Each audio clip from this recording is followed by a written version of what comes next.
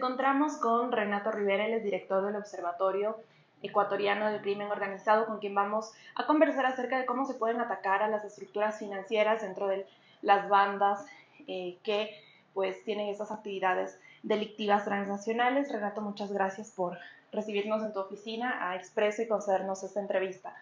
Quisiera empezar preguntándote cuáles son estas fuentes de financiamiento que tienen las bandas del crimen organizado en Ecuador. ¿Qué es lo que han podido ver desde el observatorio? Bueno, hay varias fuentes de financiamiento. Creo que empezaría por la más importante y la histórica y una especie, si quieres, de monopolio no solo en el Ecuador, sino en América Latina, y es el narcotráfico. La relación o la incidencia que tiene el Ecuador, no solo como centro logístico del tráfico de cocaína, sino también esa proximidad o interdependencia que tenemos con la producción de cocaína colombiana, hace que el tráfico de cocaína se convierta en el principal mercado o la principal fuente de financiamiento de las organizaciones criminales en el Ecuador.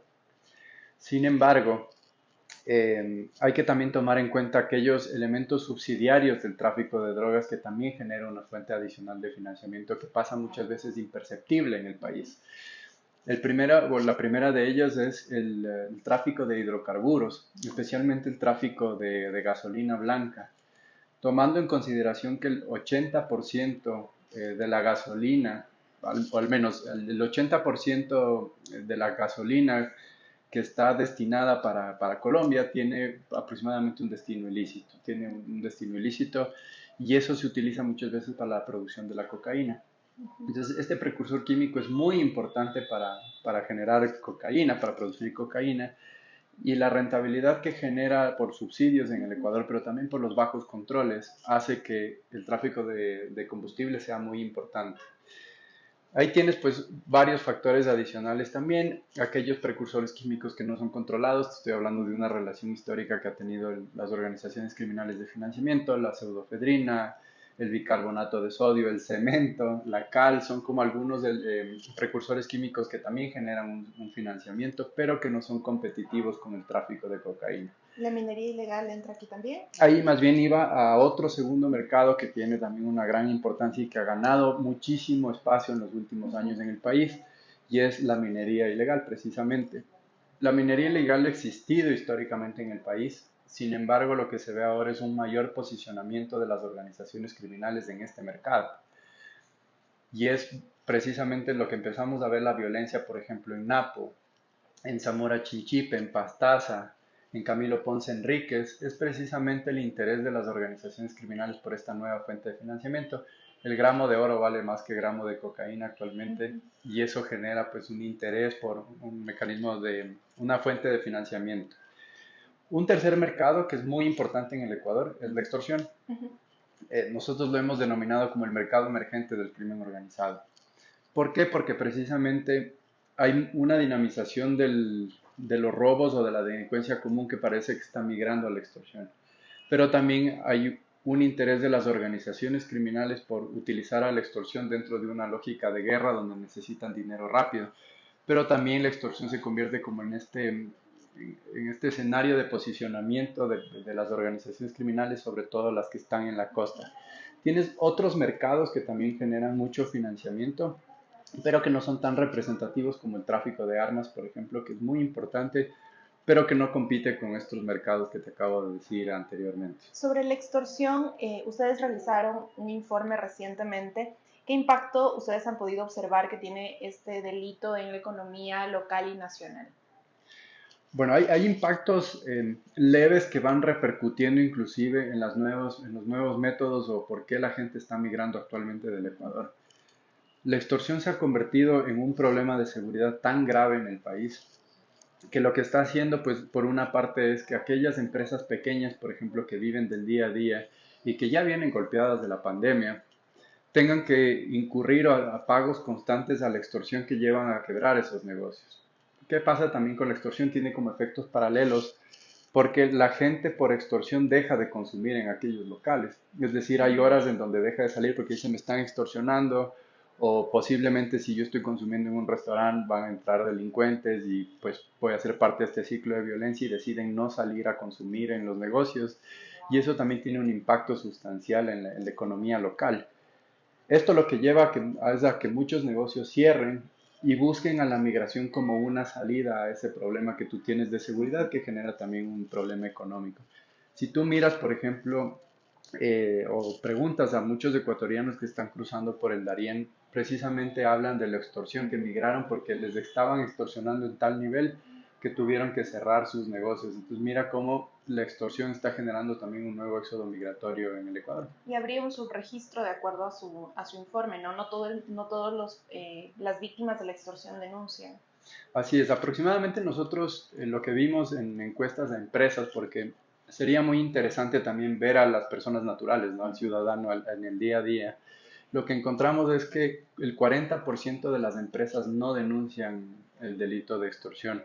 Si bien uno puede considerar que es relativamente bajo a otros países en América Central, por ejemplo, donde la extorsión es el principal mercado, te diría, de las organizaciones criminales, el problema va en el número de veces que la misma empresa es extorsionada, es decir, el número de pagos que realiza, que es una denuncia de extorsión, pero que puede tener 15, 20 pagos detrás.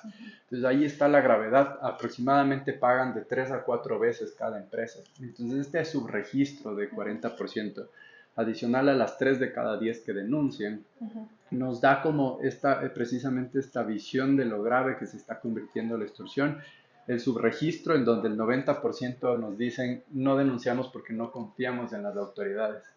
Y si lo desmenuzamos aún más a las empresas pequeñas como las tiendas de barrio, nos dicen nosotros no denunciamos porque al final quien pone las reglas de juego aquí es la organización criminal y no las instituciones.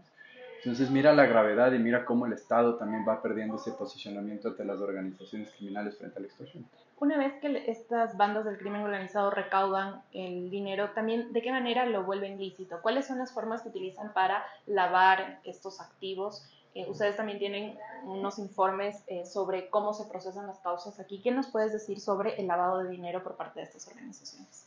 Bueno, principalmente en lo que se ve en los registros judiciales es que curiosamente el narcotráfico no es el principal delito detrás del lavado de activos en cuanto a los registros judiciales.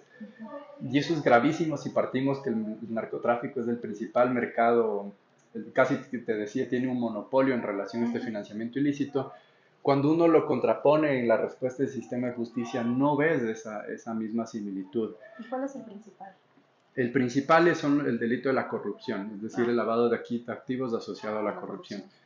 Pero eso no quiere decir que no tengas lavado de activos por narcotráfico, es Ujú. porque el sistema de justicia no se ha concentrado en los casos de tráfico de drogas y el vínculo con el lavado de activos, sino se ha concentrado más en los casos de corrupción. De esto te estoy hablando en los últimos 3, 4 años en cuanto al registro judicial. Pero si vemos en los mecanismos o al menos en las empresas donde estaría vinculado el crimen organizado, encontramos la compraventa de vehículos, Ujú. el sector financiero, sobre todo pensando en la economía popular y solidaria, los Las bancos, las cooperativas. cooperativas, correcto, de la economía popular y solidaria, y el sector de la construcción que históricamente ha estado vinculado al lavado de activos en el país. ¿Cuál es el rol que deberían jugar las instituciones, sobre todo para detectar estas formas de lavado de activos, por ejemplo, en cooperativas de ahorro y crédito? ¿Qué es lo que debería pasar? ¿Qué rol o qué papel debería jugar la unidad de análisis financiero? Bueno, desde mi punto de vista, la UAFE es la institución más importante en el país para debilitar estas economías ilícitas, el producto de las organizaciones criminales. ¿Qué es lo que está sucediendo en el país o qué rol tienen las instituciones? Si bien la Fiscalía es quien lidera las investigaciones en general de delitos graves o delitos comunes en el país, en la práctica es la policía quien lidera estas investigaciones. Y ahí viene la primera gran problemática que tú tienes, porque la policía es una institución que debe responder a este liderazgo de la Fiscalía y a las investigaciones que realiza la Fiscalía, pero lo que vemos es que la mayoría de casos surgen más por el interés que tiene la policía de generar casos de lavado de activos. Y esto te quita una mirada holística o sobre todo una respuesta multidimensional que tú puedas tener al lavado de activos porque dependes de una institución para que funcione todo el sistema. Si es que la policía, por ejemplo, está ocupada más en los en homicidios o está ocupada más en casos de corrupción o de minería ilegal, eso va a impactar sustancialmente en los casos de lavado de activos. Y esto precisamente es un primer gran problema. El segundo es la falta de articulación interinstitucional que tú tienes entre estas instituciones. Si bien tienes unidades creadas en la Superintendencia de Bancos, en la Superintendencia de Economía Popular y Solidaria, precisamente buscando este vínculo de lavado de activos, entre ellas no se hablan. Y esto es gravísimo si tú quieres iniciar un caso de lavado de activos donde hay estos sectores económicos involucrados. Y el tercero, pues, es la importancia que tiene la UAFE, pero cómo la disminución, por ejemplo, de sus informes de los famosos ROIs tienen un impacto también significativo en los casos de lavado de activos. Si uno hace una relación, aproximadamente antes del 2017 tenías en promedio 38 ROIs por año, 38 informes. Desde el 2017 tú ves una disminución por el proceso pues del Estado generó un proceso de debilitamiento, diríamos, o de una disminución del personal. Y eso tiene un impacto sustancial en estos informes y eso repercute en los casos de lavado de activos. Entonces, eso generó que desde el 2016 al 2022 tengas en promedio 2 sentencias condenatorias por lavado de activos al año, siendo uno de los países de América del Sur que menos casos de lavado de activos tienen en una economía dolarizada y donde vemos que las organizaciones criminales tienen un interés por posicionarse en nuestra economía, ¿verdad? Yo diría como lo que hace esta falta de articulación es que el sistema de justicia no persiga a los peces gordos detrás del lavado de activos, sino que se concentren en los casos más débiles y sobre todo se concentren en la flagrancia, que una persona esté cruzando con $40,000, que no necesariamente está relacionado a un caso grande de lavado de activos, sino es un proceso propio que puede responder a un pago por cualquier producto ilícito que tal vez no está vinculado a ningún caso de delincuencia organizada, porque nuestra economía tiene un gran porcentaje de informalidad, ¿verdad? ¿Cuáles son las señales que nos podrían o que le podrían indicar a las autoridades, por ejemplo, que están a cargo de estas investigaciones, que hay este posible lavado de activos, por ejemplo, en las cooperativas, por ejemplo, en estos negocios que nos has mencionado? El primero, y es algo que nos alertaron en el informe que nosotros, bueno, produjimos el informe de crimen organizado, y es el crecimiento de cooperativas tipo 3, por ejemplo, en ciertas zonas donde las organizaciones criminales tienen una gran presencia, especialmente pensando en la costa del país. Este crecimiento de las cooperativas de tipo 3 pueden dar cuenta de un mecanismo de lavado de activos en este sector. El segundo de ellos es el de la construcción.